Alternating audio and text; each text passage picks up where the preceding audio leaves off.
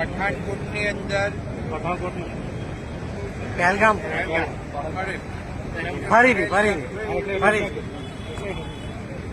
પહેલગામની અંદર જે રીતે પાકિસ્તાનના આતંકીઓએ નિર્દોષ લોકો ઉપર હુમલો કર્યો, આખા દેશમાંથી જે સ્થળે ફરવા ગયા હતા અને ફરવા ગયેલા આતંકીઓએ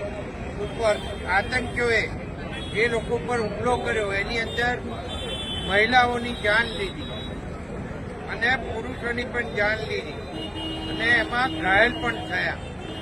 એ આતંકીઓને ભારત દેશના વડાપ્રધાનશ્રીએ સખત શબ્દોમાં વખોડી કાઢ્યો છે અને પાકિસ્તાન ઉપર પૂરેપૂરા એક્શન લેવાની તૈયારીઓ છે. ત્યારે આજે નડિયાદની અંદર આ હુમલાને વખોડી કાઢવામાં આવે છે અને જે શહીદો થયા છે એ શહીદોના માનમાં 2 મિનિટનું મૌન પાડવામાં આવ્યું.